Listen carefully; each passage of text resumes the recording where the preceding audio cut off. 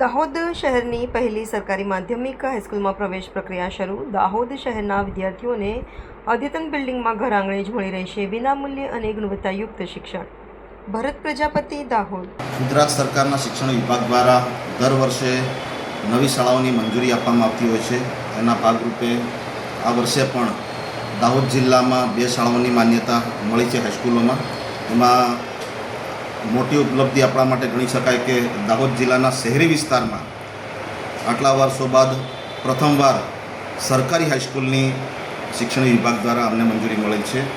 અને જેવી મંજૂરી અમને મળી છે તરત જ અમે અમારા તંત્રને એક્ટિવ કરી અને દાહોદ જિલ્લાની મધ્યમાં આવેલી આ તાલુકા શાળા છે એના કેમ્પસમાં જ હાલ 1 થી 8 શાળાઓના બાળકો અભ્યાસ કરી રહ્યા છે.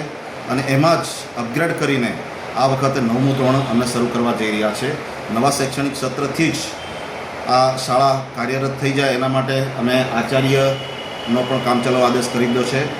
ક્વોલિફાઈડ શિક્ષકોનો પણ નિમણૂક હુકમ આપી દીધેલા છે અને પ્રવેશ કાર્ય પણ શરૂ થઈ ગયા છે. મારી જાણ મુજબ અત્યાર સુધીમાં લગભગ 41 જેટલા વિદ્યાર્થીઓ પ્રવેશ મેળવી પણ લીધો છે.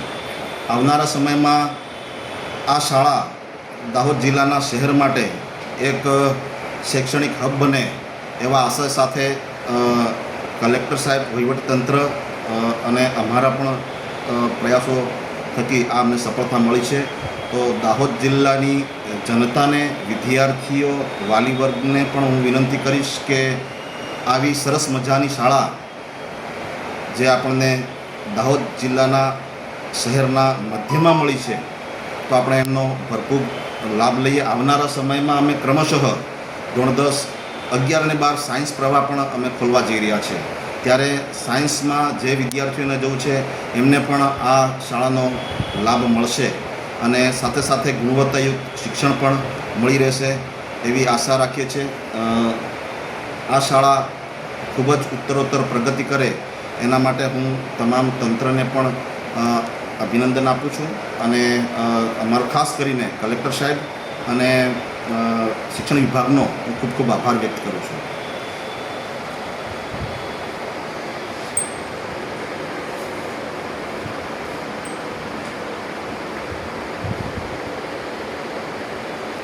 નમસ્તે મિત્રો, હું છું ચાંદની પરમાર.